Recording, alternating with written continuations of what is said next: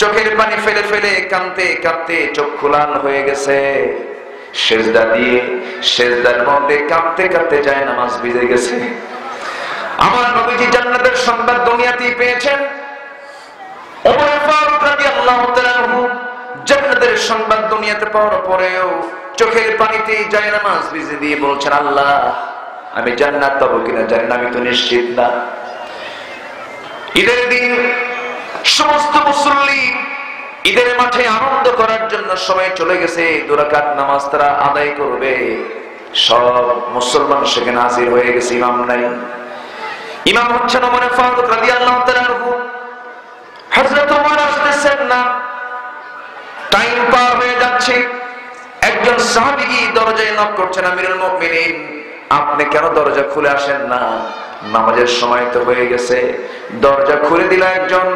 দরজা খোলা মাত্রই সেই সাহাবী দেখতে পেয়েছেন ওমর ফারুক সেজদার মধ্যে সেজদায় পড়ে ডুকরে ডুকরে কাঁদে।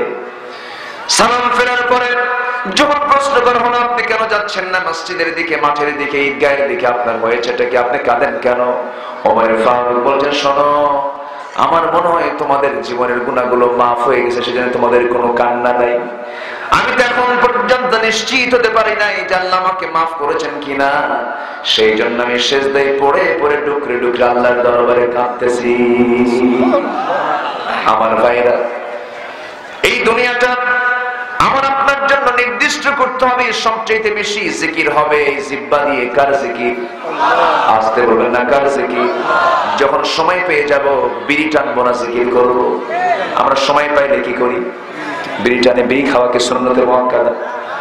পান খাওয়া কি সুন্নাতুল উলামা? হ্যাঁ, সুন্নাতুল উলামা। লা তুকসিরুল কালামা বিগাইরি যিকরিল্লাহ ফাইন্না কাসরাতুল কালামি বিগাইরি যিকরিল্লাহ কাসওয়াতুল লিল কলব। তোমরা তোমাদের কথাগুলো আল্লাহর, তোমাদের কথার চাইতে, তোমাদের আল্লাহর জিকিরের চাইতে কথা যেন বেশি না হয়, কারণ আল্লাহর জিকিরের চাইতে বেশি কথা যেই বান্দা বলবে তার দিলটা কঠোর হবে। দিলটা কি হবে? কঠোর হয়ে যাবে। আল্লাহর নামটা বেশি করে নেওয়া দরকার, আল্লাহর জিকিরটা বেশি করে করা দরকার, আল্লাহর কালামের সঙ্গে সম্পর্ক বেশি করে বাড়ানো দরকার। আল্লাহর কালামের সঙ্গে সম্পর্ক যার বেশি হবে তার সম্পর্ক কার সঙ্গে বেশি হবে? আসতে বলে না, কার সঙ্গে বেশি হবে? আল্লাহর সঙ্গে বেশি হয়ে যাবে।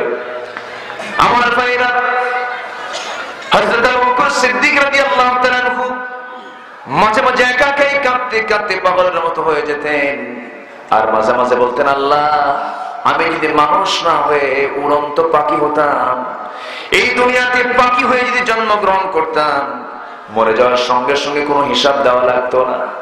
ওসমান রাদিয়াল্লাহু তাআলা আনহুর মতো মানুষ দুনিয়াতে বসে জান্নাতের সংবাদ পাওয়া একজন মানুষ কাঁদতে কাঁদতে পাগলের মতো হয়ে যাচ্ছেন। বলা হলো, ওসমান আপনি এত কান্না করছেন কেন? তিনি বলেন, শোনো, দুনিয়ার জিন্দেগিতে চলাফেরায় কত বন্ধু বান্ধব খুঁজে পাওয়া যায়, এই তার কয়েকদিন পর আমাকে কবরে যেতে হবে, সেই জায়গায় কোনো বন্ধু খুঁজে পাওয়া যাবে না। ইন্নামা আমরুহু ইযা আরাদা শাইআন আন ইয়াকুলা লাহু কুন ফায়াকুন। জোরে বলি আল্লাহু আকবার।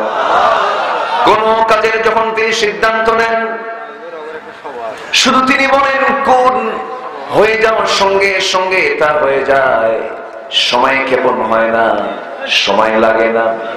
সেই মহান রব্বুল আলামিন যার পরিচয়, যার পরিচিতি গোটা কোরআন জুড়ে তাওহীদের বক্তব্য দিয়েছেন কে? আল্লাহ তার নিজের পরিচয় বহু জায়গায় দিয়েছেন। আল্লাহ এক জায়গায় তার পরিচয়টা সম্পূর্ণ সুন্দর করে দিয়েছেন, কমপ্লিট করে দিয়েছেন।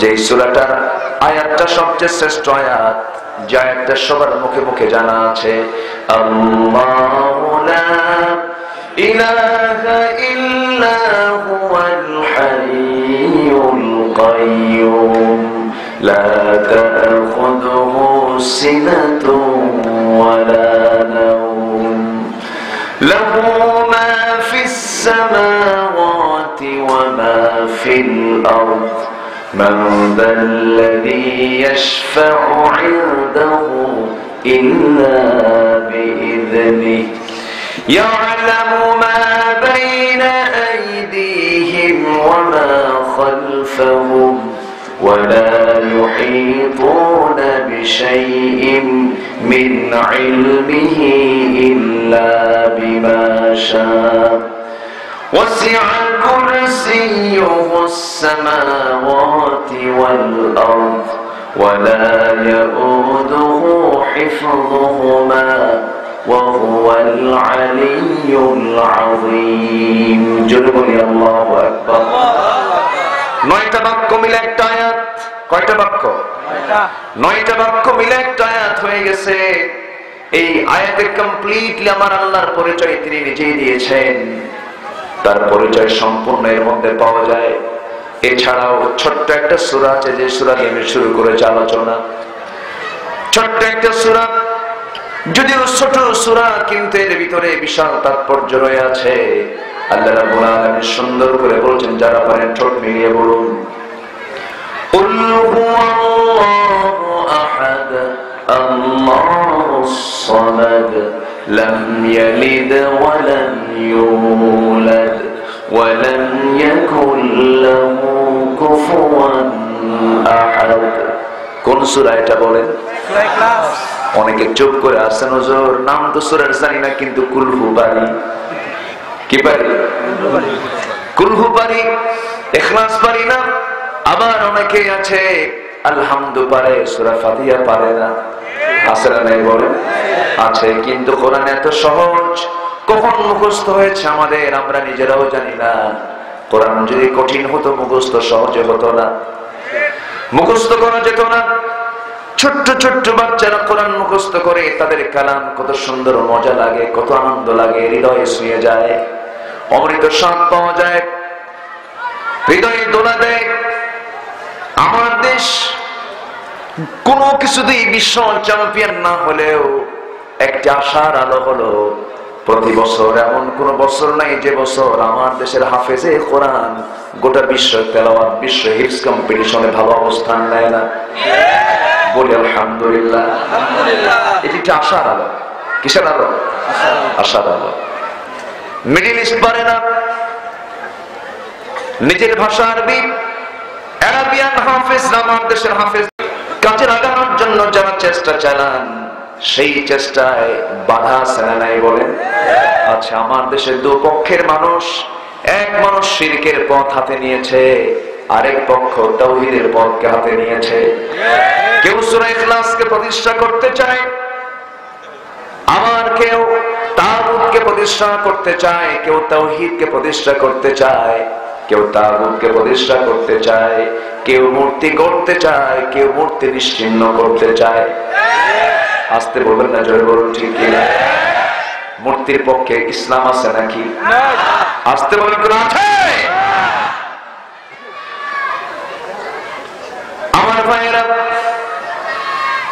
কোরআন কথা বলে সোজা কথা কি কথা সোজা কথা যত বাঁকা কথা আছে সব কোরআন সোজা করে দেয় এটা সব সম্পূর্ণ ভ্রান্ত কোরআন তেমন একটি বিধানের নাম যে বিধানটা হক কোনটা বাতিল কোনটা পার্থক্য সৃষ্টি করে দেয় আল্লাহ রাব্বুল আলামিন বলেন শাহরু রমাদানাল্লাযী উনজিলা ফীহিল কুরআন হুদাল লিন-নাসি ওয়া বায়্যিনাতিন মিনাল হুদা ওয়াল ফুরকান জোরে বলি আল্লাহু আকবার কোরআন তেমন একটি কিতাবের নাম কোনটা হক কোনটা বাতিল তা স্পষ্ট হয়ে যায় এই কালামের মধ্য দিয়া এইজন্য কোরআনটা পড়লে আমরা বাতিলও চিনব হকও চিনব কিন্তু বাতিল ধরবো না হক ধরবো বলেন কোনটা ধরবো কোরআন পড়ার মধ্য দিয়া কোরআন জানার মধ্য দিয়া কোরআন গবেষণার মধ্য দিয়ে আমরা দুইটা বিষয় স্পষ্ট হয়ে যাবে একটা হলো হক কোনটা বাতিল কোনটা এটা আমাদের কাছে স্পষ্ট হয়ে যাবে আমরা বাতিলকে যদি প্রত্যাখ্যান করে কোরআনের হকটাকে যদি আমরা গ্রহণ করতে পারি আমাকে এই কিতাব সুপারিশ করে জান্নাতে প্রবেশ করাইয়া দেবে জোরে বলি সুবহানাল্লাহ সেই কালামটা কার কালাম আসতে বলেন না কার কালাম আমরা শ্রেষ্ঠ হতে চাই দুনিয়ার কারো কাছে না আল্লাহর কাছে? শ্রেষ্ঠ হতে চাই কার কাছে? শ্রেষ্ঠ হতে চাই আল্লাহর কাছে, শ্রেষ্ঠ হতে চাই নবীর কাছে। রাসূল 11টি কাজের জন্য শ্রেষ্ঠত্বের ঘোষণা দিয়েছেন। কয়টা কাজের জন্য? এর মধ্যে 1 নম্বর কাজ হলো যে নিজে কোরআন শিখলো এবং অপরকে শিখালো, সে হলো তোমাদের মধ্যে শ্রেষ্ঠ মানুষ। জোরে বলি সুবহানাল্লাহ। কয়টা কাজে শ্রেষ্ঠত্ব পাওয়া যাবে? 11টা। কয়টা বললাম? একটা। আরো আছে কয়টা? 10টা। আমরা আস্তে আস্তে দেখি, সামনের দিকে এগিয়ে যাব। বাবা তুমি আমাকে লাইট মারতেছো কেন? বন্ধ করো, লাইট বন্ধ করো। তুমি লাইট বন্ধ করো। ও কি ভিডিও করছে? এত ছোট মানুষ, দাঁড়াও তো তুমি, দাঁড়াও তো বন্ধ করো শুধু। হ্যাঁ দাঁড়াও দেখি। হ্যাঁ দেখছেন কত বড় ভিডিও ম্যান, দেখে ও মোবাইল হাতে নিয়ে ভিডিও করতেছে আমারে। হ্যাঁ চিন্তা করা যায় আজকে ছেলেরা কত আধুনিক, খুব আধুনিক। মানে ওর যে ওজন তার চেয়ে মোবাইলের ওজন বেশি, ঠিক কি না? হ্যাঁ। সম্মানিত ভাইরা, আগুন বড় মানুষের হাতে থাকলে আগুন দিয়া সে কি বাড়িতে আগুন জ্বালায় দেবে না। বড়র হাতে আগুন থাকলে সে আগুনটাকে প্রপারলি ইউজ করবে। আর শিশুর হাতে যদি আপনি আগুন দেন আর ফুল দেন, ও কোনটা নেবে? আগুনই নিবে, নিয়ে মুখের মধ্যে দেবে। আজকে এই প্রযুক্তির যে ব্যবহার, মিসইউজ আছে না নাই? আছে। সন্তানদেরকে আমাদের সাবধান করে রাখতে হবে, সতর্ক করে রাখতে হবে। এটি লেভেল পর্যন্ত ওদের হাতে এই প্রযুক্তি তুলে দেওয়া যাবে না, একদম যেটা অ্যাটম বোমের চেয়েও মারাত্মক, ঠিক কিনা? খেয়াল রাখতে হবে। দেখেন এরপরও ভিডিও করতেছে। থাক তুমি বসো, দরকার নাই, তুমি বসো বাবা, তুমি থুয়ে দাও। হ্যাঁ তুমি বসো। সম্মানিত ভাইয়েরা, আমরা শ্রেষ্ঠত্ব পেতে চাই কারো কাছে না, আমরা শ্রেষ্ঠত্ব পেতে চাই আমার আল্লাহর কাছে, আমার রসুলের কাছে। রসুল যাকে শ্রেষ্ঠ বলবেন, রসুল যে কাজকে শ্রেষ্ঠ বলবেন সেই কাজ আমরা বেছে নেব। রসুল বলেছেন খায়রুকুম মান তাআল্লামাল কুরআনা ওয়া আল্লামা, যে নিজে কোরআন শিখলো অপরকে শিখালো, সে তোমাদের মধ্যে শ্রেষ্ঠ। জোরে বলি সুবহানাল্লাহ। তাহলে শিখলো এবং শিখালো, এর মধ্যে কি মাহফিল পড়ে না? আসতে কর কেন? পড়ে। মাহফিল পড়ে কিনা? পড়ে। তাহলে এটা কি নিকৃষ্ট কাজ না শ্রেষ্ঠ কাজ? শ্রেষ্ঠ কাজ। যারা এই কাজকে বন্ধ করে সিনেমা হলকে চালু করে করোনার সময়, ওদের মতলব কি ভালো? না। ওদের কি মতলব ভালো? না। যে যে জায়গায় মাহফিল গুলো বন্ধ করা হচ্ছে, অবিলম্বে এই মাহফিল গুলোকে চালু করে দেওয়া হোক। মাহফিল গুলো হচ্ছে দেশের মানুষের জন্য একটা নিয়ামত, আদর্শ নাগরিক তৈরির একটা বিশাল মাধ্যম। যেখানে মাহফিল হবে সেখানে যাত্রা হবে না, যেখানে মাহফিল হবে সেখানে নাটক সিনেমা হবে না। গার্মেন্টস চলবে, আছে না নাই? গার্মেন্টস কি বন্ধ আছে? একটা গার্মেন্টস এর ফ্যাক্টরিতে লক্ষ লক্ষ শ্রমিক কাজ করছে, গায়ে গায়ে মিলে, হাতে হাতে মিলে।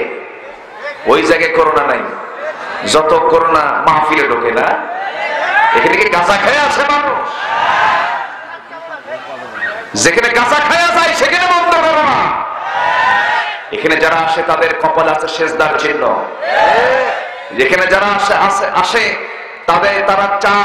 তারা হাত পা চোখ সব ধুয়ে ওযু বানায় আমার মাহফিলে আসে। ইসলাম সবচেয়ে শ্রেষ্ঠ স্বাস্থ্যবিধি দিয়েছে, তার নাম হলো ওযু। ওযুর চেয়ে শ্রেষ্ঠ স্বাস্থ্যবিধি পৃথিবীতে আর নাই। আমাদেরকে শিখান না? সম্মানিত ভাইরা, এই মাহফিল উচিত ছিল এদেশের জনগণ নিজের পকেটের টাকা খরচ করে মাহফিল করায়। উচিত ছিল গভর্নমেন্টকে এটা মাথায় নিয়ে মাহফিলের পরিমাণ আরো বাড়া দিয়া জাতির চরিত্র ঠিক করার দরকার ছিল। তা তো হবে না। চরিত্র ভালো বলে যে ওদের চরিত্র খারাপ, ওদের তো ভয় একটাই, ওদের চরিত্র খারাপ সবাইকে বলবো না, একটা অংশ আছে না নাই? আসতে বলবেন না, আছে না নাই? নাইট ক্লাবে কোন আলেমকে খুঁজে পাবেন না, মদের বোতল নিয়ে আপনি কোন আলেমকে খুঁজে পাবেন না। কারা যায়? কারা যায়? কথা বললি তো দোষ হয়ে যায়। আলোচনা করব, আলোচনা চালাবো।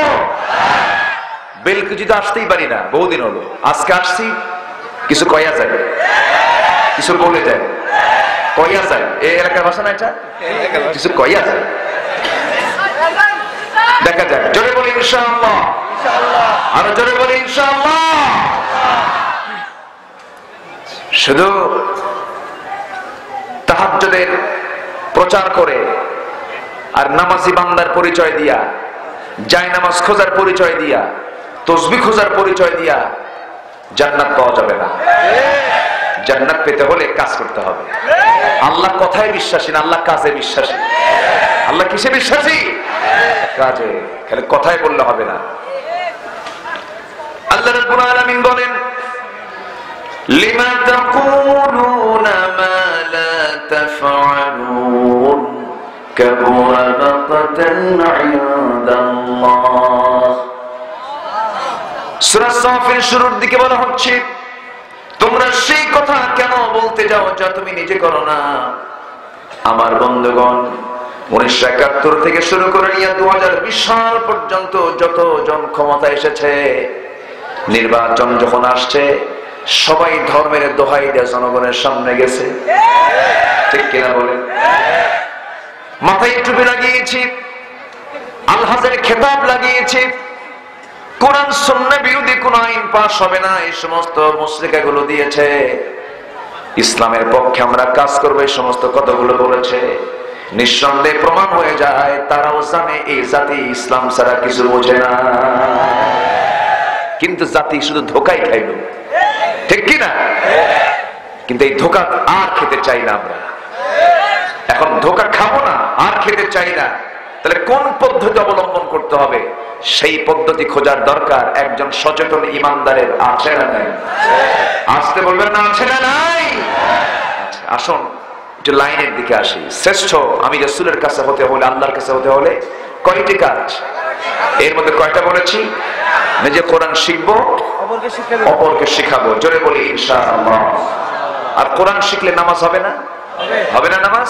আর কোরআন না শিখলে নামাজ হবে?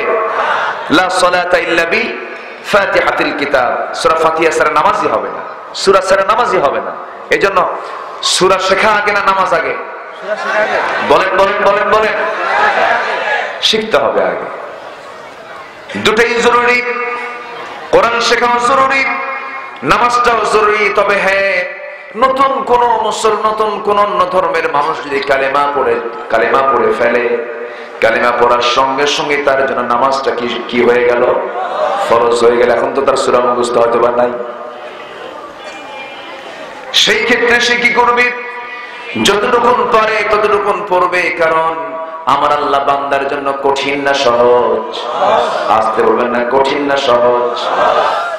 আমার আল্লাহ বান্দার জন্য খুবই সহজ। আমার আল্লাহ যত সহজ, আমরা যদি ওরকম সহজটা হতাম, আমার আল্লাহকে অতি সহজে আমরা চিনে যেতাম। কিন্তু আমরা সচরাচর সবচেয়ে বেশি ফাঁকি দেই কাকে? কাকে ফাঁকি দেই? এই ফাঁকি কি আল্লাহকে দেওয়া যায়? মূলত ফাঁকি কার? মূলত ফাঁকি কার? ফাঁকি। নামাজ পড়লাম না, রোজা রাখলাম না, দিন মানলাম না, একামতে দিনের কাজ করলাম না, সত্যের পথে লড়াই করলাম না, হকের পক্ষে কাজ করলাম না, আমার কোনো উপকারিতা আমার জীবনে আসবে না, আল্লাহর কোনো ক্ষতি হবে না। এই দুনিয়ার সমস্ত কিছুকে আল্লাহর কাছে, আল্লাহ বলেন আমার কাছে একটা মাছির পাখার সমতুল্য নয়। আমার আল্লাহ কোনো যায় আসে নাকি? আমার আল্লাহ তো এমন আল্লাহ, আল্লাহ বলছেন কুল হুয়াল্লাহু আহাদ আল্লাহুস সামাদ লাম ইয়ালিদ ওয়া লাম ইউলাদ ওয়া লাম ইয়াকুল লাহু কুফুয়ান আহাদ। তার সমকক্ষ কেউ নাই। তিনি সেই মহান রব, তিনি বলছেন বান্দারে, এই পৃথিবীতে কত সৃষ্টি আমি সুন্দর করে বানিয়েছি, কত কিছু, কত প্রাণীকে আমি সৃষ্টি করেছি। সকল প্রাণীর উপর আমি তোমাকে মর্যাদা দিয়েছি, বিশেষ মর্যাদা দিয়ে আমি তোমাকে দুনিয়াতে পাঠিয়েছি।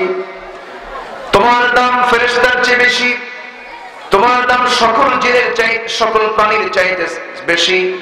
সকল সৃষ্টির উপরে তোমাকে মর্যাদা দিলাম কেন? মানুষ ফেরেশতার চেয়ে শ্রেষ্ঠ কেন? অন্য সৃষ্টির উপরে মানুষ শ্রেষ্ঠ কেন? অন্যতম কারণ হলো প্রত্যেকটা প্রাণীকে আল্লাহ রাব্বুল আলামিন পৃথিবীতে পাঠিয়েছেন, তাদের মধ্যে কামনা বাসনা আছে কিন্তু বিবেক বুদ্ধি নাই।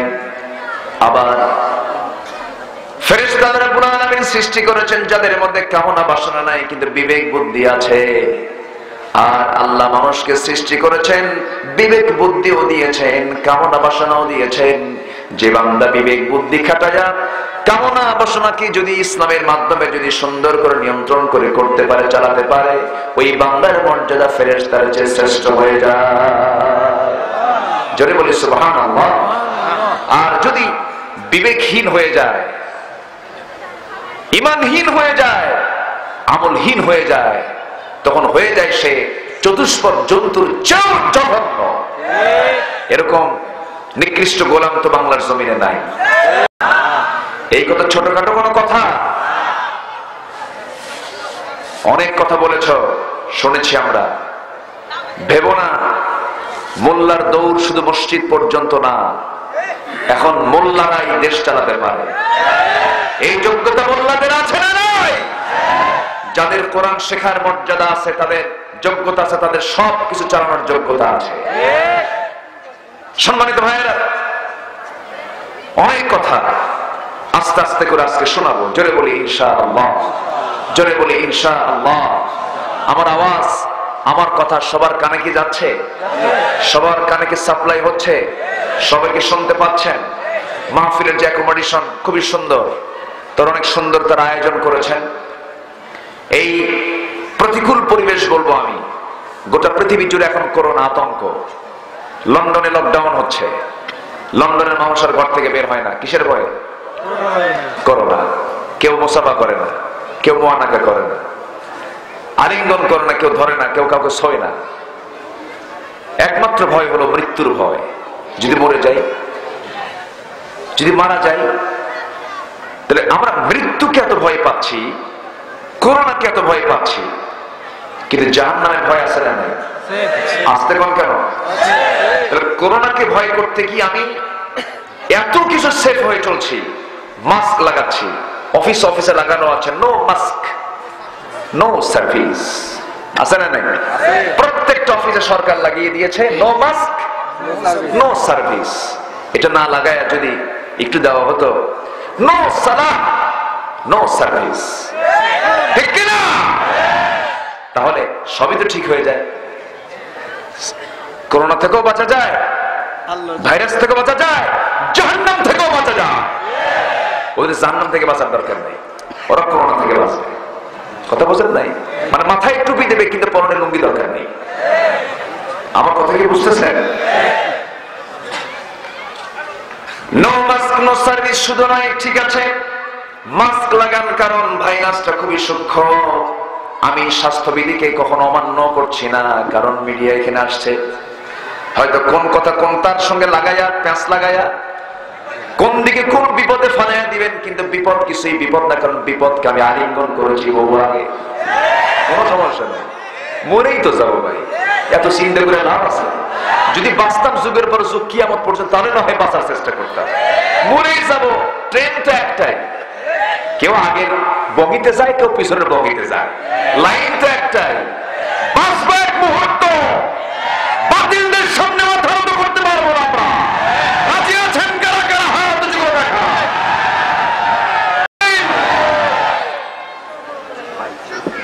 সম্মানিত হাজিরিন, প্রশাসনের প্রশাসন আছে না নাই? কে? এখানে তার দারোগা নাই, তার বাহিনী এখানে আছে না নাই? সে বাহিনীর নাম কি? ফেরেশতা, মালাইকা, আছে না নাই? সব পাহারা দিচ্ছে। কি দিচ্ছে? ফেরেশতা পাহারা দেয়, ওই ভয় লাগে না। আর দুই একটা পুলিশ আসলে মারি দৌড়। হ্যাঁ, তাহলে আমরা আসল পাহারাদারকে ভুলে গিয়েছি। যদি আসল পাহারাদার ফেরেশতাকে যদি একটু মনে করতাম, আমার দ্বারা কোনো পাপ হতো? আসতে বলবে না, পাপ হতো? পাপ হতো না। আমি পাপী হতাম না। ইমানদার কখনো পাপী হতে পারে না। যে মুমিন সে কখনো নামাজ ছেড়ে দিতে পারে না। জাহান্নামে যাওয়ার জন্য কিছু কারণ দরকার। সেই কারণগুলো যদি কোনো বান্দার মধ্যে থেকে যায়, সে বান্দা জাহান্নামে চলে যাবে। তাও ফাইন্ড আউট করলেন কে? সূরা মুদাসসিরের ভিতরে আল্লাহ রাব্বুল আলামিন 4টি কারণে বান্দার জাহান্নামে যাওয়ার কথা উপস্থাপন করেছেন। আল্লাহ রাব্বুল আলামিন সুন্দর করে বলছেন, আলিল মুজরিমিনা মা সালাকাকুম ফি সাকার ক্বালু লাম নাকু মিনাল মুসাল্লিন। জোরে বলি আল্লাহু আকবার। কয়টা কাজে আমরা শ্রেষ্ঠ হব বলেন? কয়টা? আর কয়টা কারণে বান্দা জাহান্নামে যাবে? 4টা কারণ। মনে থাকবে তো সবার? ইনশাআল্লাহ। কোরআনের ক্লাস নিচ্ছি আমরা। কিসের কোরআনে? এটা কোরআনের ক্লাস। আমার ভাইরা, জাহান্নামকে ভয় করতে হবে, জান্নাতের আশা করতে হবে। আমাদের সমস্ত কাজের মূল টার্গেট হবে জাহান্নাম থেকে বেঁচে জান্নাতের লাইনে চলে যাওয়া। জান্নাতের লাইনে আমাকে আপনাকে টিকে থাকতে হবে। জাহান্নাম থেকে আমি বেঁচে আমি জান্নাতের লাইনে যাব কেমনে? এই জন্য নফসের ভিতরে শ্রেষ্ঠ নফস হলো নফসে মুতমাইন্না। নফস কয়েক প্রকার, নফসে আম্মারা, নফসে লাওয়ামা, নফসে মুতমাইন্না। আল্লাহ নফসে মুতমাইন্নাকে ডাক দিয়ে বলছেন, ইয়া আইয়াতুহান নাফসুল মুতমাইন্নাতু রজিই ইলা রাব্বিকি রাদিয়াতান মারদিয়া ফাদখুলি ফি ইবাদি ওয়াদখুলি জান্নাতি। হে প্রশান্ত আত্মা, হে পুণ্যময় আত্মা, আমার বান্দা হয়ে যাও, আমার জান্নাতে প্রবেশ করো। আজকে তোমাকে কেউ বাধা দেবে না। আল্লাহ যদি কোনো বান্দাকে জান্নাতে যাওয়ার জন্য অর্ডার করেন, সেই বান্দাকে কেউ জাহান্নামে নিতে পারবে নাকি? আসতে বলবে না, পারবে নাকি? আমরা নিতে চাই কিসের অর্ডার? জান্নাতের অর্ডার। কার কাছ থেকে? আল্লাহর কাছ থেকে। আমার ভাইরা, সেই জান্নাত পেতে হলে এই দুনিয়াতে যে বান্দা কাঁদবে বেশি, সেই বান্দা আখিরাতে হাসবে বেশি। যে বান্দা দুনিয়াতে হাসবে বেশি, সেই বান্দা আখিরাতে কাঁদবে বেশি। এখন মূলত বলুন তো, দুনিয়াটা মূলত হাসার জায়গা না কান্নার জায়গা? বলেন বলেন বলেন। কিন্তু বলে খাও দাও ফুর্তি করো, দুনিয়াটা আছে না নাই? আচ্ছা। অথচ এই দুনিয়াটা হলো কান্নার জায়গা। আমার নবী এত কান্না কেঁদেছেন, চোখের পানি ফেলে ফেলে কাঁদতে কাঁদতে চক্ষু লাল হয়ে গেছে। সেজদা দিয়ে সেজদার মধ্যে কাঁদতে কাঁদতে যায় নামাজ ভিজে গেছে। আমার নবীজি জান্নাতের সংবাদ দুনিয়াতেই পেয়েছেন। ওমর ফারুক রাদিয়াল্লাহু তাআলা আনহু জান্নাতের সংবাদ দুনিয়াতে পাওয়ার পরেও চোখের পানিতে যায় নামাজ ভিজে দিয়ে বলছেন, আল্লাহ আমি জান্নাত পাবো কিনা জানি না, আমি তো নিশ্চিত না। ঈদের দিন সমস্ত মুসল্লি ঈদের মাঠে আনন্দ করার জন্য সবাই চলে গেছে। 2 রাকাত নামাজ তারা আদায় করবে। সব মুসলমান সেখানে হাজির হয়ে গেছে। ইমাম নাই। ইমাম হচ্ছেন ওমর ফারুক রাদিয়াল্লাহু তাআলা আনহু। হযরত ওমর আসতেছেন না। টাইম পার হয়ে যাচ্ছে। একজন সাহাবী দরজায় নক করছেন, আমিরুল মুমিনিন আপনি কেন দরজা খুলে আসেন না? নামাজের সময় তো হয়ে গেছে। দরজা খুলে দিল একজন। দরজা খোলা মাত্রই সেই সাহাবী দেখতে পেয়েছেন ওমর ফারুক সেজদার মধ্যে, সেজদায় পড়ে ডুকরে ডুকরে কান্দে। সালাম ফেরার পরে যখন প্রশ্ন করা হলো, আপনি কেন যাচ্ছেন না মসজিদের দিকে, মাঠের দিকে, ঈদগাহের দিকে, আপনার হয়েছেটা কি, আপনি কাঁদেন কেন? ওমর ফারুক বলছেন, শোনো, আমার মনে হয় তোমাদের জীবনের গুনাহগুলো মাফ হয়ে গেছে, সেজন্য তোমাদের কোনো কান্না নাই। আমি তো এখন পর্যন্ত নিশ্চিত হতে পারি নাই যে আল্লাহ আমাকে মাফ করেছেন কিনা। সেই জন্য আমি সেজদায় পড়ে পড়ে ডুকরে ডুকরে আল্লাহর দরবারে কাঁদতেছি। আমার ভাইরা, এই দুনিয়াটা আমার আপনার জন্য নির্দিষ্ট করতে হবে। সবচেয়ে বেশি জিকির হবে জিহ্বা দিয়ে। কার জিকির? আসতে বলবেন না, কার জিকির? যখন সময় পেয়ে যাব বিড়ি টানবো না, জিকির করবো। আমরা সময় পাইলে কি করি? বিড়ি টানে। বিড়ি খাওয়া কি সুন্নতে মুআক্কাদা?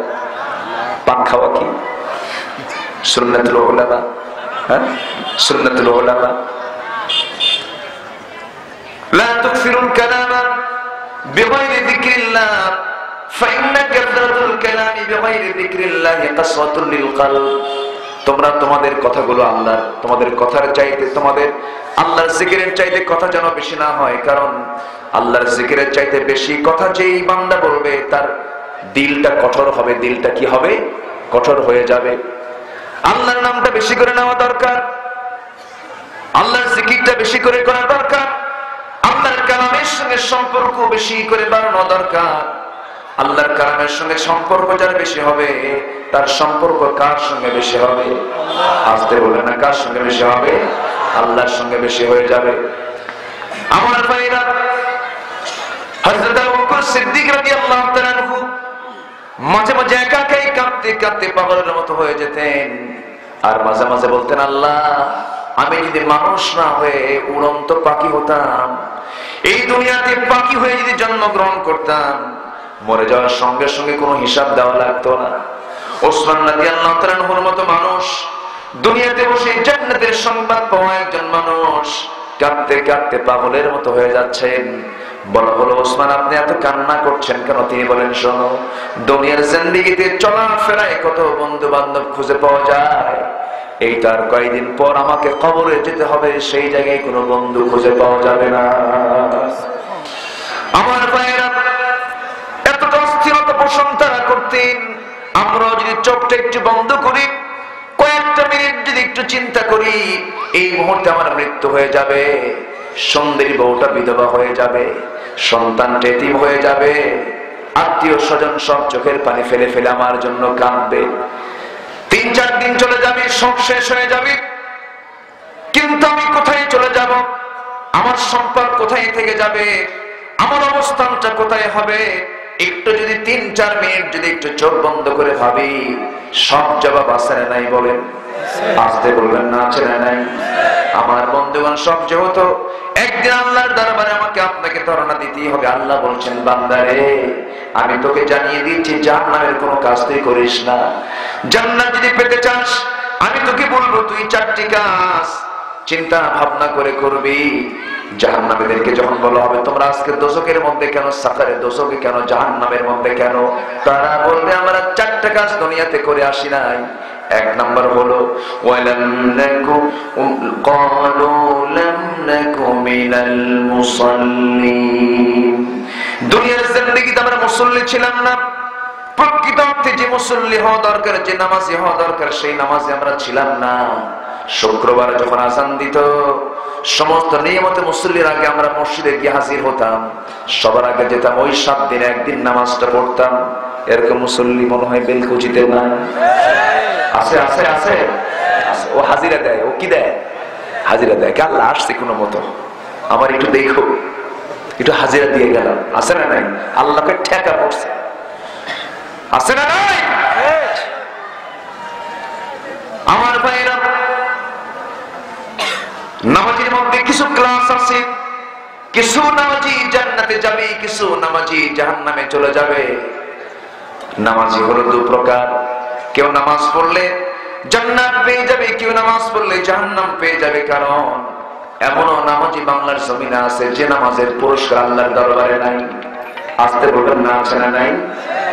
হজ করতেছেন তিনি, রোজা রাখতেছেন তিনি, নামাজ পড়তেছেন তিনি, দাড়িও রেখে দিয়েছেন, সুন্দর সুরত তিনি ধরেছেন, কিন্তু তার কর্মময় জীবনে সুদের কারবার আছে। এমন লোক আছে না নাই? বেলকুচি মনে হয় নাই? সুদ আছে? সুদ আছে? বেলকুচি? হ্যাঁ, এ কি কয়?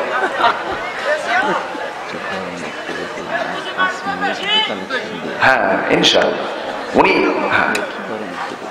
উনি যে কথাগুলো বলতেছেন, বুঝলেন, সব আপনাদের পক্ষে কথা বলতেছেন, সমস্যা নেই, ভয়ের কোনো কারণ নাই। সম্মানিত ভাইয়েরা, গত বছর আমি এখানে এসেছিলাম, প্রচন্ড বৃষ্টি, এর মাঝেও কিছু কথা আমি গতবার বলেছি। আজকে আমার কলিজাটা ভরে যাচ্ছে যে আজকে আমি এতগুলো মানুষ পেয়েছি। বলি আলহামদুলিল্লাহ, জোরে বলি আলহামদুলিল্লাহ। আমাদের মুখ থেকে আজ থেকে 15 বছর আগে, 10 বছর আগে একটা কথা বললে এটা যতটুকু সংরক্ষণ পদ্ধতি ছিল সেই সময় এতটুকু ডেভেলপ ছিল না। কথা বলতাম, এটা তেমন রেকর্ড হতো না, অথবা অডিও রেকর্ড এত অ্যাভেলেবল ছিল না।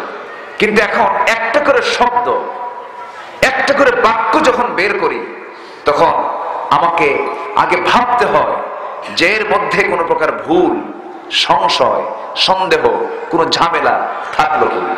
আমার কথা কি বুঝতেছেন? কারণ এই যে বাম পাশে এবং ডান পাশে কিরামন কাতিবি বসে আছে, কি কথা কি বুঝতেছেন?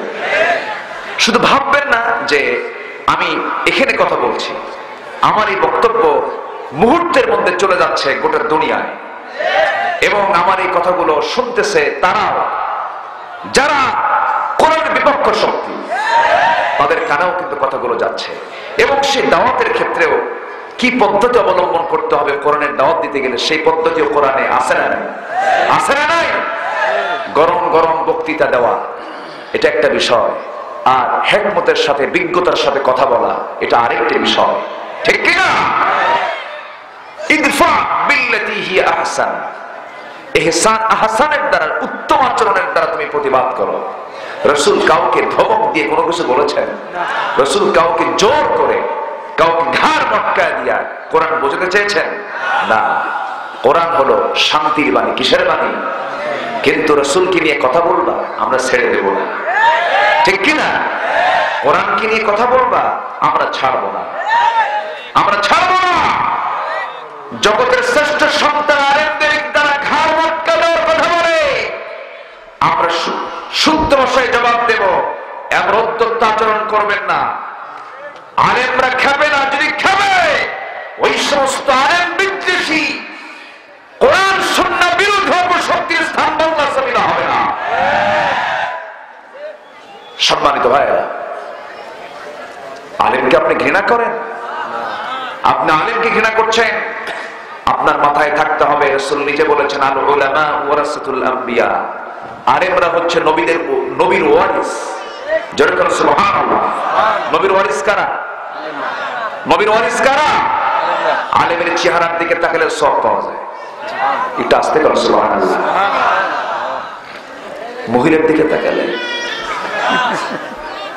মহিলার দিকে তাকালে পর মহিলা, নিজের বইয়ের দিকে তাকালে সব, আর পরের বইয়ের দিকে তাকালে, তবে নেত্রীর দিকে তাকালে গুনাহ নাই।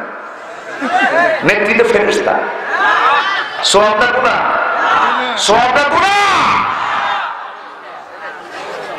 আমরা এদেশের আইনকে শ্রদ্ধা করি, আমরা আইনকে কখনো শ্রদ্ধার চোখে দেখি না, কিন্তু আইনকে শ্রদ্ধা করতে গিয়ে কোরআনকে যদি পায়ের নিচে ফেলতে হয়, সেই সমস্ত বিধান আমরা মানতে চাই না, ঠিক না? কোরআন আগে না রাষ্ট্র আগে? কোরআন আগে না রাষ্ট্র আগে? দুনিয়ার আইন আগে না কোরআন আগে? কোরআন নিয়ে বাঁচতে চাই, কোরআন নিয়ে মরতে চাই, রাজি আছেন কারা কারা? হাত করে দেখা।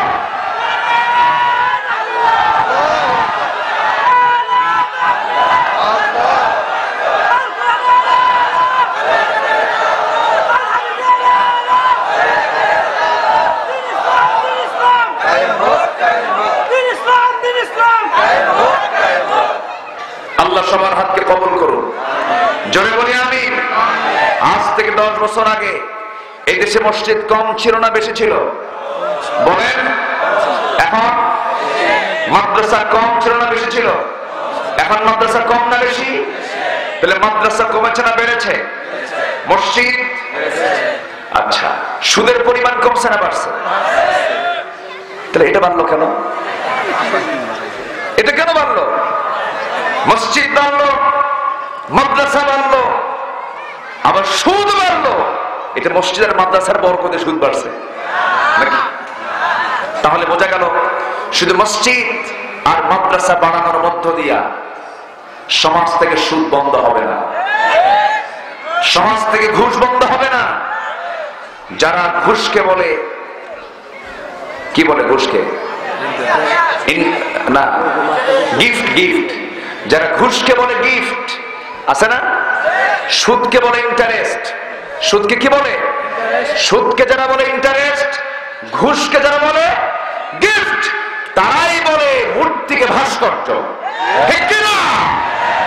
মূর্তি আর ভাস্কর্য কি ও আমাদের বুঝাতে চায়। লাউ আর কদু কি, আন্ডার ডিম কি, যেই আন্ডা সেই ডিম, যেই লাউ সেই কদু, ঠিক কিনা? কষ্ট হচ্ছে কেন? আলোচনা শুরু করব, শুনতে রাজি আছেন তো? চলে বলি ইনশাআল্লাহ।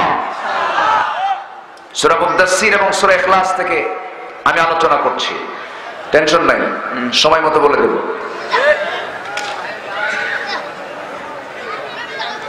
সম্মানিত বন্ধুগণ, যে দেশে দেওয়ালে দেওয়ালে এখনো নগ্ন ছবি আছে না নেই? এমন মুরিদদের দেখলে পীরের চরিত্র বোঝা যায়। মুরিদ যদি গাঁজা খায় ও তো মদ খায়, ঠিক কিনা? এরকম দুষ্ট শয়তান আছে না নাই? কত যে বিচিত্র আমরা দেখি আমাদের চোখের সামনে, আমার বিচিত্র বাংলাদেশ। যে দেশে 90% মানুষ বিড়ি খায়। কি খায়? বিড়ি খায়। বিড়ির টান দেয় কি? পৌষ মাস আসলে আরো কমে না বাড়ে? মাঘ মাসে আরো বাড়ে। শীত যত বাড়ে বিড়ি খাওয়া তত বাড়ে। গা হিট করে। গা কি করে? হিট করে। হুজুর গা খুব ঠান্ডা হয়ে আছে তো একটু হিট করতেছি। আছে না ভাই? আচ্ছা, তুমি বেনসন খাও, দিনে 500 টাকার বেনসন তোমার লাগে, 500 টাকাতে একটা সংসার চলে। আছে না নাই? আবার পান খায়, চুপচাপ থাকেন, মঞ্চে কোনো কথা বলা যাবে না। আবার পান খায়, পান খান, কোনো সমস্যা নাই। কেউ আছে পানে, কেউ আছে টানে। কেউ পানে আছে, কেউ টানে আছে। আপনি পান খান, পান আমিও খাই।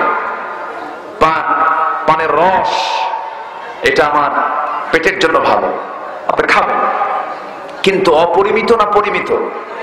বলেন বলেন বলেন বলেন। অপরিমিত না পরিমিত? পরিমিত। হিসাব ছাড়া তো খাওয়া যাবে না। বেতন 10,000, পান খায় যায় 5,000। এরকম আছে না নাই? এরকম পান খাইতে গেছে কি? আপনি কি ছাড়ো? ডানে একটা, ডান গালে একখান, বাম গালে একখান। এরকম লোক আছে না নাই? আবার রাতে ঘুমের মধ্যেও, ঘুমের ভিতর করে, আছে না নাই? আছে। এরকম করে পান খায়, এত পান খায়। পান খান, সমস্যা নাই, কিন্তু পানের সাথে আবার হাকিমপুরি রহমতুল্লাহ আছে না? হ্যাঁ, বাবা জবটা কেন? তো বাবা আর হাকিমপুরের মধ্যে যেটা আছে, বিড়ির মধ্যে কোনটা আছে? গাছ কয়টা? হ্যাঁ, রসুনের গোড়া কয়টা? একটা। তো যেটা হাকিমপুরি ওর মধ্যে যা, বিড়ির মধ্যে তা, মূল গাছ তো একটাই। কেউ পুড়ে খায়, কেউ ডাইরেক্ট মারে। কি কষ্ট হচ্ছে? একটা গ্রুপ আমাকে আজকের থেকে আর দেখতে পারবে না। হুজুর আমাদের তো ইজ্জত শেষ করে দিলে। এগুলো করা যাবে না। এগুলোর সাথে আমরা রাসূলের সুন্নতের কোনো মিল, রাসূলের সুন্নতের কোনো মিল নাই। এগুলো করা যাবে না। একটু গান লাগে আমরা নবীর ভাষায় সর্বোত্তম 11 শ্রেণীর মানুষ। 1 নম্বর শ্রেণী বলেছি যারা কোরআন শিখবে এবং অপরকে শিখাবে, তারাই হলো শ্রেষ্ঠ। আমরা এই কাজটা করব, আমরা নিজে শিখবো এবং অপরকে শিখাবো, যদি বলি ইনশাআল্লাহ। নম্বর 2 হলো ইন্না খিয়ারকুম আহসিনুকুম আখলাকা, তোমাদের মধ্যে সেই লোকটাই শ্রেষ্ঠ যার চরিত্রটা সুন্দর, জোরে বলি সুবহানাল্লাহ। এখন কি চরিত্র লাগে? নেতা হওয়ার জন্য কি চরিত্র লাগে না টাকা লাগে? আসতে বলবেন না, কি লাগে? টাকা লাগে। যোগ্যতার প্রয়োজন নাই, চরিত্রের প্রয়োজন নাই, টাকা হলেই নেতা হওয়া যায়। কিন্তু আমার রাসূল যে নেতৃত্বের যে গুণগুলো দেখেছেন, এর মধ্যে 1 নম্বর হলো চরিত্র। আমরা দেখবো, কি বলেন? চরিত্রটা দেখবো আগে, তাহলে আমরা শ্রেষ্ঠ হতে পারবো। নাম্বার 3 হলো তোমাদের মধ্যে সেই লোকটা শ্রেষ্ঠ যে ঋণ পরিশোধ করে। আমার দেশে ঋণ নিয়ে ঋণ পরিশোধ করার চিন্তা করা এমন মানুষ খুব বেশি না খুব কম? বলেন খুব বেশি না খুব কম? ঋণ নিয়েছে, টাকা ধার নিয়েছি, টাকা ধার নিয়ে আর দিতে চায় না। এক মাসের কথা বলে 1 বছর চলে যায়, 2 বছর চলে যায়, 3 বছর চলে যায়, টাকা ঋণের কোনো শোধ নাই। যে পাওনাদার, যে টাকাটা পাবে, সেই লোকটার কাছে যখন গিয়ে বলে, ভাই আমি তো তোমার কাছ থেকে কিছু টাকা পেয়ে থাকি, তুমি আমাকে টাকাটাকে দিবা না? কমক দিন আসো। 2-3টা ডেট পার করার পরে আবার যখন চাইতে যাই তখন ধমক মেরে বলে, তুমি আমাকে লোকজনের সামনে টাকা চাও, আমি তোমার টাকাই দেব না। আছে এরকম লোক? আছে। আবার কপালটা কালো বানাইছে, আছে নাকি? কপালটা কালো বানাইছে। আফসোস লাগে, আমার দেশের যত বড় বড় ধনী, তাদের ব্যাংকে তাদের লোন কম না বেশি? সবচেয়ে বেশি লোন কারা করে বলেন? গরিব মানুষরা, ধনী মানুষ? ধনী মানুষরা হাজার হাজার কোটি টাকা লোন করেছেন, আপনি ঋণ খেলাপি হয়েছেন। জনগণের টাকাগুলো আপনি একাই নিয়ে লোন করে করে সব শেষ সম্পন্ন করলেন। আপনি আল্লাহর কাছে, রাসূলের কাছে নিকৃষ্ট মানুষ। আর উত্তম মানুষ তো সেই লোকটা, যে লোকটা ইন্না খিয়ারুকুম হাসানুকুম কদা, যে লোকটা ঋণ পরিশোধ করবে সেই লোকটা আল্লাহর কাছে শ্রেষ্ঠ, রাসূলের কাছে শ্রেষ্ঠ। ঋণ মুক্ত জীবন আমরা চাই, ঈমান যুক্ত জীবন, ঋণ মুক্ত জীবন, ঠিক কিনা? ঈমান যুক্ত জীবন, ঋণ মুক্ত জীবন। ঋণ মুক্ত জীবন করতে হবে, ঈমান যুক্ত জীবন করতে হবে, তাহলে আমি জান্নাত পেয়ে যাব। কারণ হাশরের ময়দানে শহীদের শাহাদাত ক্যান্সেল হয়ে যাবে ঋণের কারণে। শহীদের শাহাদাতকে বানচাল করা হবে ঋণের কারণে। এই ঋণের মারাত্মক পরিণতি যদি আজকে মুসলমানরা জানতো, ঋণ নিয়ে দুনিয়া থেকে বিদায় নিত না। এই জন্য ঋণের বোঝা আমরা গ্রহণ করব না। আমার বন্ধুগণ, এক বছরে টাকা পায়, টাকা দেয় না, শেষ পর্যন্ত রাগের ঠালা বলে, যা তোর কাছ থেকে দুনিয়াতে টাকা নেব না, হাসরে তুলে নেব। এখন সে বলে লম্বা ডেট পাই না, কি ডেট পাই না? ঈমান আছে? আসতে বল কেন? ঈমান আছে?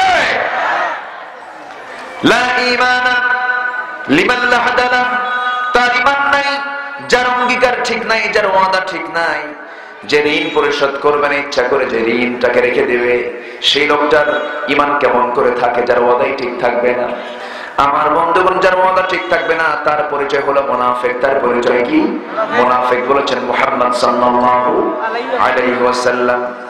আমার ভাইরা, আমরা দুনিয়ার কারো কাছে সম্মান পেতে চাই না। রাসূল যাকে শ্রেষ্ঠ বলেছেন, রাসূল যে গুণটাকে শ্রেষ্ঠ বলেছেন, সেই গুণগুলো আমরা অর্জন করব।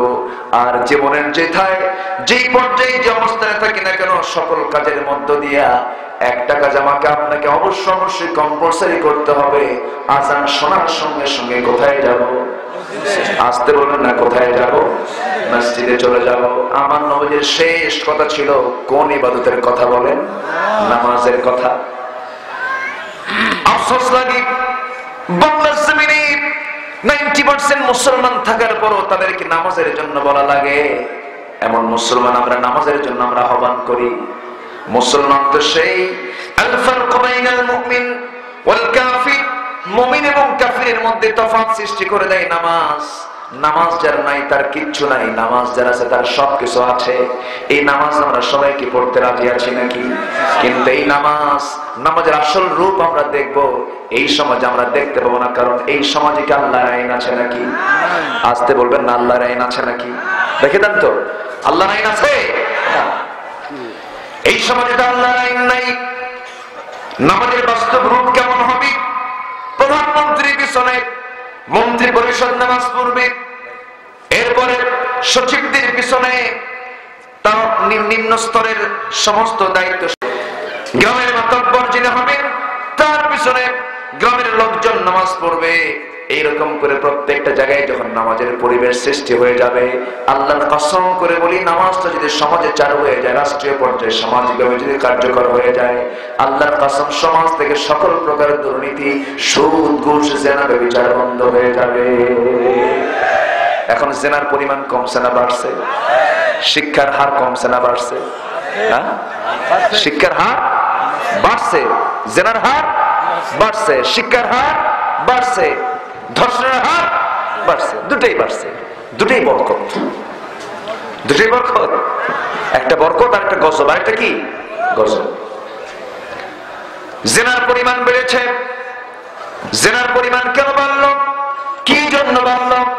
এই নিয়ে গবেষণা করতে গিয়ে কিছু কিছু গবেষক আমার দেশে পয়দা হয়েছে। জেনা বাড়ার কারণ হলো মেয়েরা পর্দায় থাকে, মেয়েদের কাপড় চোপড় খোলা রাখলে পরে দেখতে দেখতে আর জেনা করবে না। দেখছেন কি গবেষক, পায়ের জুতা তুলে কানে মারা দরকার, ঠিক কিনা? গবেষণা করে যে কেন ধর্ষণ বাড়তেছে,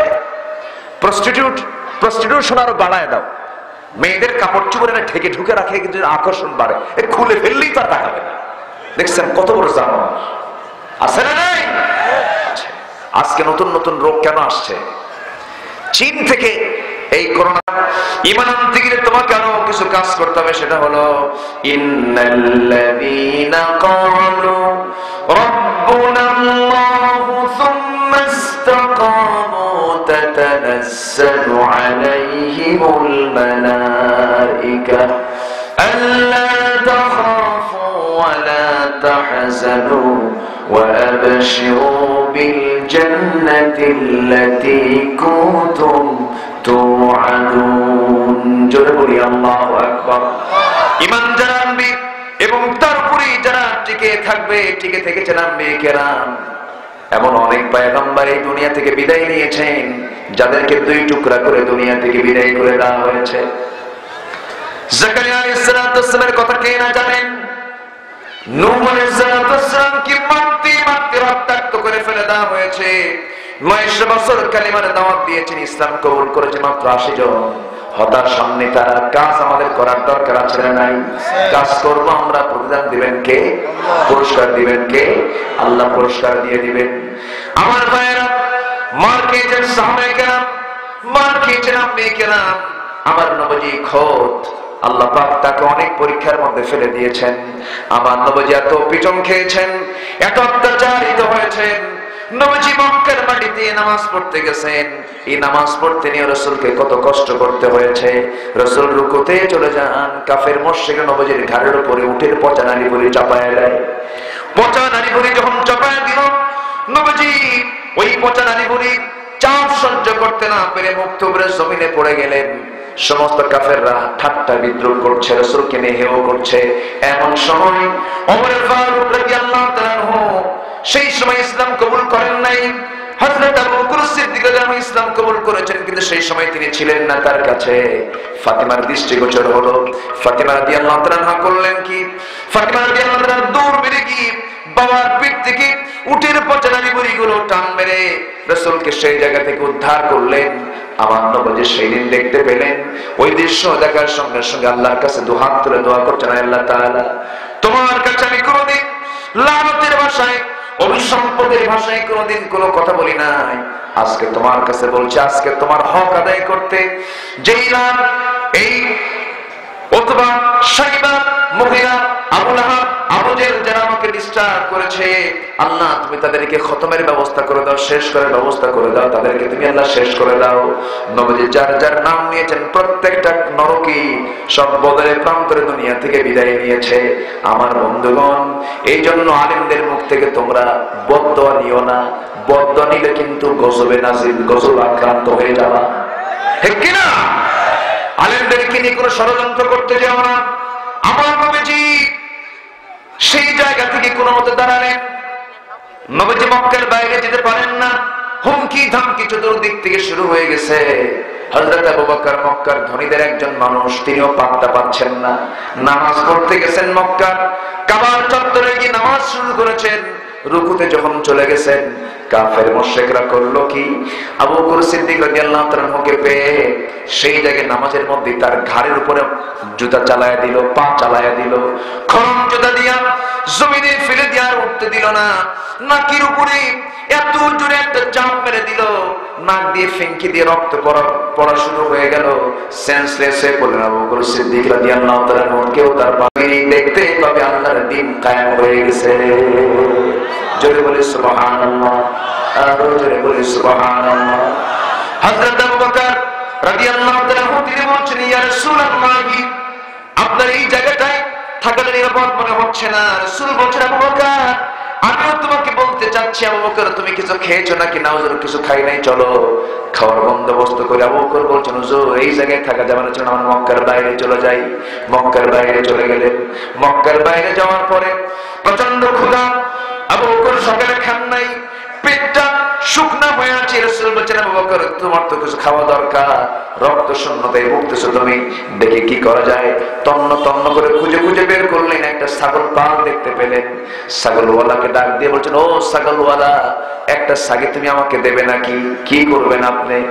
ছাগিটা দিলে পরে আমি আমার হাত দিয়ে দুধ দহন করে আমার বন্ধুর জন্য কিছু দুধের বন্দোবস্ত করব, কারণ সে রক্তাক্ত হয়ে পড়েছে, রক্ত শূন্যতায় ভুগছে। রাখালটা বলতেছে, আমি দিতে পারবো না, কারণ ছাগলগুলোর মালিক তো আমি নই, আমার তো খেয়ানত আমার দ্বারা সম্ভব হবে না, আমি এটা করতে পারবো না। আমার নবীজি এই কথা শোনা মাত্রই আশ্চর্য হলেন, আহারে এই মরু অঞ্চলেও তোমার আমানতদার কিছু বান্দা রয়ে গেছে। এই কথা চিন্তা করে রাসূল কিছুক্ষণ পর আবার বলছেন, ও যুবক, আমি তোমাকে এখন আর একটা প্রস্তাব দেব। কি প্রস্তাব? তুমি কি আমাকে এমন একটা ছাগি দিবি যে ছাগিটা ওলানে এখনো দুধ আসে নাই, সেই দুধটা যে ছাগিটার ওলানে আসে নাই, এমন একটা ছাগি, ছোট্ট ছাগি তুমি আমাকে দেবে নাকি? যখন এই কথা বলা হলো, রাখাল মনে মনে চিন্তা করে, ছোট্ট ছাগি দিয়ে কি করবে এমন, দেখি তো দিয়ে দেখি। ছোট্ট ছাগি যখন নবীর সামনে যখন হাজির করা হলো, রাসূল ছোট্ট ছাগিটা হাতের মধ্যে নিলেন। হাতের মধ্যে নিয়ে নবীর হাতের বরকত কে দিয়েছেন? আসতে বলবেন না, কে দিয়েছেন? আকাশের চাঁদ আছে না নাই? সেই চাঁদ দ্বিখণ্ডন করেছেন মুহাম্মদ সাল্লাল্লাহু আলাইহি ওয়াসাল্লাম। আমার নবীকে আল্লাহ রাব্বুল আলামিন স্পেশাল কিছু মুজিজা দিয়েছেন। হাজার হাজার মুজিজার মধ্যে সবচেয়ে স্পেশাল মুজিজা হলো যে আমরা দেখি 24 ঘন্টা কোরআনে কারীম, জোরে বলেন সুবহানাল্লাহ। আমার ভাইরা, আমার নবীজি সেই বরকতি হাতের ছোঁয়া যখন নিলেন, ছোট্ট ছাগিটার ওলানে যখন হাতটা রাখলেন, বিসমিল্লাহ বলে ওলানে হাত দিলেন। যেই ছোট্ট ছাগির কোনো ওলান ছিল না, সেই ছাগির পিছনের দিকে ওলানটা ফুলে গেল, দুধে ভরপুর হয়ে গেল। রাখাল আশ্চর্য হয়ে গেল। আমার নবীজি বললেন, ও রাখাল, একটা বাটি আমাকে দাও, দুধটা দহন করব। বাটি দেওয়া হলো, বিসমিল্লাহ বলে দহন করলেন। বিসমিল্লাহ বরকত আছে না নাই? আসতে বলেন, বিসমিল্লাহ বরকত আছে নাই? বিসমিল্লাহর শত্রু বাংলার জমিনে আছে না নাই? বিসমিল্লাহ নিয়ে কত কি লাগে, আছে না নাই? সংবিধানে বিসমিল্লাহ থাকবে কি থাকবে না? বিসমিল্লাহ মানে খয়রাতি, মানে বিসমিল্লাহ থাকবে কি থাকবে না, মানে এটা নিয়ে মারামারি লাগে। যারা বিসমিল্লাহকে নিয়ে কৃপণতা করে তারা মুসলমান নামের কলঙ্ক। সংবিধানে বিসমিল্লাহ থাকবে কি থাকবে না, তুমি বলো আর কে? মুসলমান সমস্ত কাজ শুরু করবে বিসমিল্লাহ বলে, ঠিক কিনা? সব মুছে যাবে, বিসমিল্লাহ মুছে যেতে পারে না। নামটা কার? আসতে বলে নামটা কার? আরো জোরে বলুন, নামটা কার? সবাই বলুন তো, আল্লাহ। আরো জোরে আল্লাহ, আরো জোরে আল্লাহ, আরো জোরে আল্লাহ। এটা এক পক্ষ এটা মানতে পারে না, সহ্য করতে পারে না। সালাম সহ্য হয় না, আল্লাহ নাম সহ্য হয় না, কয় খোদা হাফেজ। কিসের আল্লাহ হাফেজ? কিসের আসসালামু আলাইকুম? সালাম পেটা করা দরকার, ঠিক কিনা? সালাম শিখাও না, হাঁসকে মোরগের সাঁতার শিখাও। সম্মানিত ভাইয়েরা, ইসলামিক তাহজিব তামাদ্দুনকে ধ্বংস করার জন্য একটা পক্ষ বলিয়া হয়ে উঠেছে। মূর্তি মুসলমানদের কোনো কাজ নয়, ঠিক কিনা? রাসূল বলেছেন, বিধর্মীদের, অন্য ধর্মের কোন লোকদের মূর্তিকে তোমরা গালি দিও না, সেই মূর্তি তোমরা ভাঙতে যেও না, সেই মূর্তিকে তোমরা গালিগালাজ করো না, কারণ তোমরা অন্য মূর্তিকে গালি দেবে, তারা তোমাদের আল্লাহকে গালি দেবে। এটা ঠিক আছে, হিন্দু ভাইরা যে কাজ করছেন করুন, আমরা বাধা দেব না, বরং আপনার মন্দিরে যদি কেউ ভাঙতে আসে আমরা পাহারা দেব। মুসলমানদের এমন ইতিহাস আছে না নাই? কিন্তু আপনাদের ইতিহাস এমন নাই। তার বড় প্রমাণ ভারতের বাবরি মসজিদ, মসজিদকে ভেঙে রাম মন্দির করেছেন আপনারা, কিন্তু আমরা কোন মন্দির ভেঙে মসজিদ বানাই নাই। এমন ইতিহাস মুসলমানদের ইতিহাসে নাই। বরঞ্চ ওমরে ফারুক রাদিয়াল্লাহু তাআলা যখন প্যালেস্টাইন দখল করলেন, সেই প্যালেস্টাইন দখলের সময় তিনি একটা গির্জার মধ্যে ঢুকলেন। পাদ্রীকে বলেন, এই পাদ্রী, তাড়াতাড়ি জায়নামাজ নিয়ে আয়, নামাজ পড়বো। জায়নামাজ হাজির। ওমরের নাম শুনলে তো থরথর করে কাঁপে গোটা দুনিয়া। তখন আজকে মুসলমান কাঁপে ওদের জন্য, ঠিক কিনা? যে মুসলমানের নাম শুনলে অন্য জাতটা কাঁপবে, আর সেই মুসলমান কাঁপে আজকে বিদর্মীদের, ইহুদি খ্রিস্টানদের ভয় থরথর করে কাঁপে, ঠিক কিনা? কেন? কেন? এর মূল কারণ হলো আমরা কি ছেড়ে দিয়েছি? নাম্বার 1 হলো কোরআনটাকে ছেড়ে দিয়েছি। নাম্বার 2 হলো আমাদের চরিত্রের পদস্খলন হয়েছে। আমাদের চরিত্রের পদস্খলন হয়েছে, চরিত্রকে আমরা নষ্ট করে ফেলেছি। আমাদের চরিত্র হচ্ছেন মুহাম্মদ সাল্লাল্লাহু, তিনি কি আমাদের খেয়ানত করেছেন? হিজরতের রাতে তিনি তার বিছানায় রেখে গেছেন কাকে? বলেন বলেন বলেন, কারণটা কি? হয় এর কারণটা কি? কারণটা হলো হিজরতের রাতে তিনি আলীকে বুঝাই দিলেন, শোনো আমি তো লুকে লুকে যাচ্ছি, আমি তো মদিনায় চলে যাচ্ছি, কিন্তু আমার সঙ্গে কিছু পাওনা দাওনা আছে, কিছু লেনদেন আছে। ওই সমস্ত লোকদের যারা আমাকে হত্যা করতে চায়, ওদের হাতে সকালবেলা এই সমস্ত টাকাগুলো পৌঁছায় দিবা। যে লোকগুলো রসুলকে হত্যা করতে চায়, রসুল তাদের হাতে টাকাগুলো ফিরে দিতে চান। একটু আসতে বলবেন সুবহানাল্লাহ। সেই নবীর আমরা উম্মত, কিন্তু আমাদের চরিত্রকে আমরা ভালো করতে পেরেছি? ভালো করতে পেরেছি? মার্কেটে আজকে পুরুষ বেশি না মহিলা বেশি? কার মহিলা? কার মেয়ে? কার বউ? কে বোরকা ছাড়া যায়? খুঁজে খুঁজে দেখা যাবে আমারই মেয়ে, আমারই বউ, ঠিক কিনা? আমার প্রতিবেশীর বউ, আমার প্রতিবেশীর মেয়ে। আমি কি ভুল বলতেছি? না। এগুলো বন্ধ হবে শুধুমাত্র ওয়াজ করে নয়, এগুলো বন্ধ করার জন্য সমাজে চালু করতে হবে কার বিধান? এটা দোয়া করলে হয়ে যাবে না? দোয়া করলে হবে?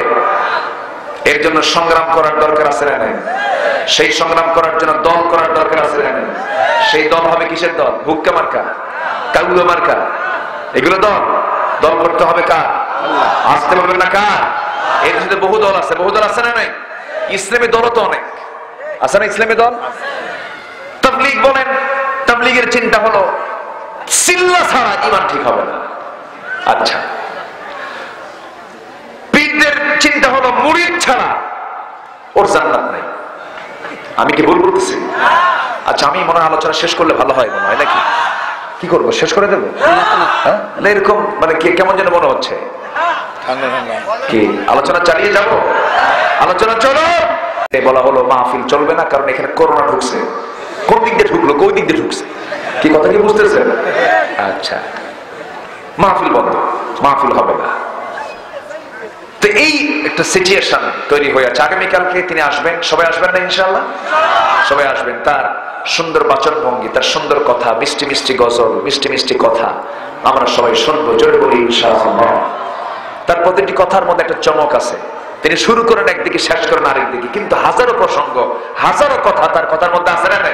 আছে। আল্লাহ তুমি তার হায়াতকে বাড়ায় দাও, তুমি তার জেহেন জবানকে ইসলামের জন্য কবুল করে নাও।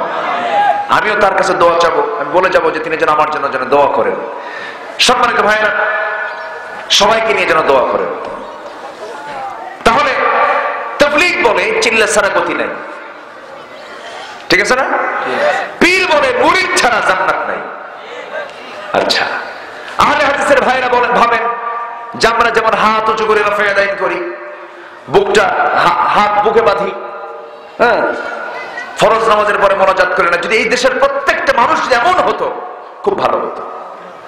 তাহলে তারা একটা চাচ্ছেন, তাবলীগ ভাইরা একটা চাচ্ছেন, জামাত ইসলামী যারা করে তাদের আবার চিন্তা হলো এদেশের প্রতিটি মানুষের মুখ থেকে যদি বের হতো সৃষ্টি যারা আইন চলবে তার, এই জমিন আমরা আল্লাহর আইন চাই, বিধান চাই, তারা একটা আন্দোলন করছেন। আমি কাউকে গালমন্দ করছি না। পীর সাহেব মুরিদ বানাচ্ছেন, মুরিদ বানাচ্ছেন, ভালো কথা। নামাজি বানান, ভালো, আলহামদুলিল্লাহ। তাবলীগের ভাইরা চিল্লার কাজ করতেছেন, ভালো। নামাজি পরহেজগার বানাচ্ছেন, তাদেরকে উযু গোসল শিখাচ্ছেন, সুন্নাত নিয়মকরণ শিখাচ্ছেন, ভালো কথা, করেন, আপত্তি নাই। এরপর হাদিসের ভাইরা সহিহ হাদিসগুলোকে সামনে রেখে হাদিসের পাবন্দি করে চেষ্টা করছেন, তাতেও কোনো সমস্যা নাই, করেন, চালান। ঢাকা যাব আমি, আমার উদ্দেশ্য হলো ঢাকা যাওয়ার। আপনি ট্রেনে যান, বাসে যান, বিমানে যান, না হেলিকপ্টারে যান, উদ্দেশ্য কি? ঢাকা। কোন সমস্যা? আপনার উদ্দেশ্য যদি আল্লাহর সন্তুষ্ট হয়ে থাকে কোনো আপত্তি নাই, কিন্তু উদ্দেশ্য যদি ফিতনা লাগানো হয় অবশ্যই তার বিচার আল্লাহ করবেন, ঠিক কি না? তো তোমার কথার মধ্যে দিয়ে হিংসার বিশ্বাস ছড়াও কেন? তোমার মুখ থেকে হিংসার বাক্য কেন ছড়ে? তুমি এক আলেম হয়ে আরেক আলেমকে কেন গালি দাও? তুমি আল্লামা সাঈদীকে মুনাফিক বলো। তোমার ভাষায় যে আল্লামা সাঈদী মুনাফিক, তোমার ঠিকানা কোথায়? সম্মানিত ভাইরা, সম্মানিত বন্ধুগণ, এই যে দলগুলো আছে, এই দলগুলোর মধ্যেও গুড, বেটার, বেস্ট আছে না? আসতে বলবেন আছে না নাই? আচ্ছা, কোনটা উত্তম দল এটা চিনতে হলে বুঝতে হবে যে বাতিল যারা, ওই বাতিলের বন্দুকের নল কোন দলের দিকে আছে। কি কথা কি বোঝা গেল? আপনি আমি চিনতে হক দল ভুল করলেও বাতিল যারা তারা কিন্তু ভুল করে না, তারা ঠিকই ছেড়ে যে কোনটা হক দল, ওই হক, ঠিক কিনা? আর বুঝতে মনে বাকি নেই। আল্লাহ বোঝার তৌফিক দান করুন। জোরে বলি আমিন, আরো জোরে আমিন।